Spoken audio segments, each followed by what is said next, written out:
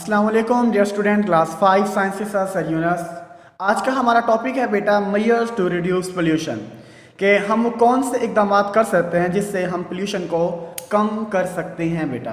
तो following steps हैं should be taken to reduce pollution. कुछ स्टेप्स हैं बेटा जिनके ज़रिए से हम पोल्यूशन को जो है वो कम कर सकते हैं।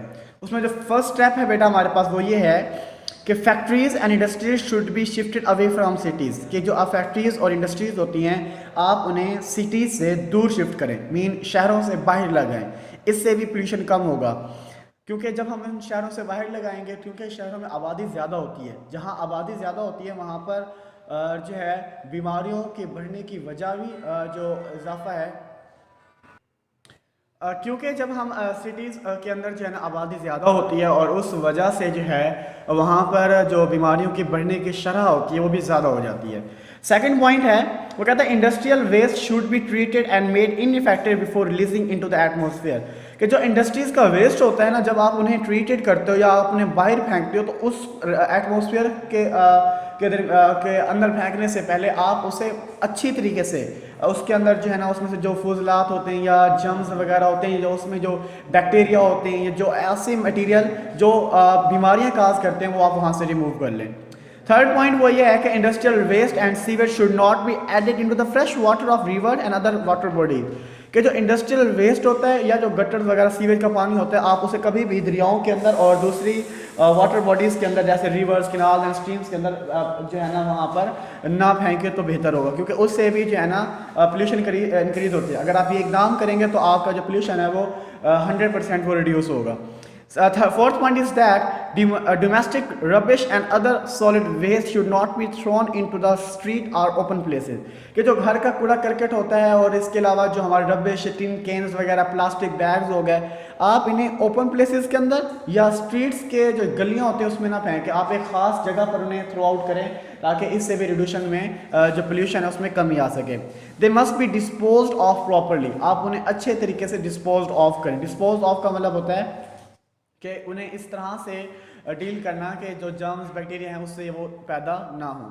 उसके बाद है measures should be taken to reduce the number of vehicles, आप गाड़ियों की तादाद कम करें। कहाँ भला? ऑन रोड्स के ऊपर। रिसाइकल द प्लास्टिक वेस्ट, आप जो प्लास्टिक वेस्ट होते हैं like cans, bottles and shopping bag आप इन्हें बार बार यूज़ करें। मीन अगर आपने एक मरतबा शॉपिंग बैग ख़रीदा है तो वन टाइम यूज़ करने के बाद आप उसे इस तरह ना फेंकें, आप उसे अगेन एंड अगेन यूज़ करें। जब आप रिसाइकल करोगे या दोबारा उसे यूज़ करोगे देन जो है ना वो इससे भी पोल्यूशन में कमी आएगी। Fourth point is that reduce cutting of trees and forest as they absorb carbon dioxide. बिल्कुल सही बात कर रहा है। देखें प्लांट्स जो होते हैं ना वो कार्बन डाइऑक्साइड टेक करते हैं और ऑक्सीजन रिलीज करते हैं, और हम क्या करते हैं, हम कार्बन डाइऑक्साइड रिमूव करते हैं और ऑक्सीजन टेक करते हैं। ठीक है, अब वो होता क्या है, होता ही कि वो कार्बन डाइऑक्साइड ले रहे होते हैं, प्लांट्स कार्बन डाइऑक्साइड लेते हैं और ऑक्सीजन आउट करते हैं, और हम क्या करते हैं, हम इंसान जो हैं, इंसान और जानवर जो है वो कार्बन डाइऑक्साइड रिलीज करते हैं और ऑक्सीजन टेक करते हैं। जैसे अगर हम दरख्त काटेंगे, अगर हम फॉरेस्ट जंगलात को कटाओ स्टार्ट कर देंगे, डिफरेस्टेशन करेंगे तो 100% है कार्बन डाइऑक्साइड की मिकदार एटमॉस्फेयर के अंदर इंक्रीज हो जाएगी। जब वो इंक्रीज होगी तो उसने भी मुख्तलिफ बीमारियों की वजह बनना है। तो इसीलिए ये ज़रूरी है कि आप ट्रीज़ और फॉरेस्ट को कम से कम काटें, बल्कि दरख्त लगाएं, और ये सदका जारिया भी होता है, और इसके अलावा जो है इससे पोल्यूशन में भी बहुत ज़्यादा कमी आती है। And other air pollutant and air reduce air pollution, इससे जो है ना वो एयर पोल्यूशन भी कम होता है। उसके बाद डी पॉइंट है हमारे पास इज़ मोस्ट इंपॉर्टेंट, ये एमसीक्यूज में भी आता रहता है अक्सर। वो कहता है क्लोरोफ्लोरोकार्बन CFCS, याद रखिएगा फार्मूला क्या है बेटा इसका, क्लोरोफ्लोरोकार्बन CFCS। SCS का मतलब होता है कार्बन्स, क्योंकि ये एक फार्मूला है। तो वो क्या कहता है, वो कहता है ये कंपाउंड जो है ना यूज इन एयर कंडीशनर्स, ये कहाँ इस्तेमाल होता है, एसीज के अंदर। ठीक है, जो हमारे घरों के अंदर एसी लगे होते हैं उसे एयर कंडीशनर कहा जाता है। Refrigerators, fridges and freezer if accidentally released in the air will damage the protective ozone layer beyond the atmosphere of the earth।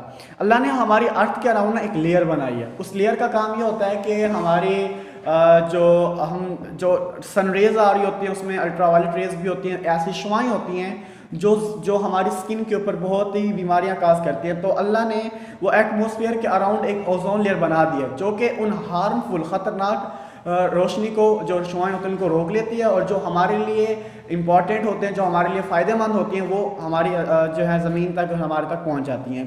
तो अगर हम ये कार्बन डाइऑक्साइड, क्लोरोफ्लोरोकार्बन अगर हम रिलीज़ करेंगे या एक्सीडेंटली वो डैमेज होती है, तो वो उसने जाके डायरेक्ट ओजोन के ऊपर अटैक करना है, और ओजोन के अटैक के बाद जो है ना वहाँ से 100% जब वो ओजोन क्लियर पतली होगी तो रेडिएशन हमारे तक पहुंच जाएंगे।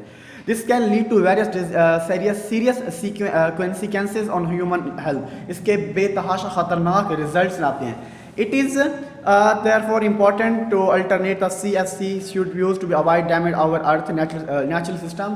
तो हमें चाहिए कि हम CFC क्लोरोफ्लोरोकार्बन्स की जो है ना उसके अल्टरनेटिव है, हम एक ऐसी गैस लेकर आएँ जो कि हमारे सिस्टम को सही तरीके से चला सके। थैंक यू सो मच बेटा। अगर आपको कोई क्वेश्चन या कोई बात हो तो आप मुझसे कंटेक्ट कर सकते हैं। आई होप आपको लेक्चर क्लियरली समझ आ गया होगा। अल्लाह हाफिज़।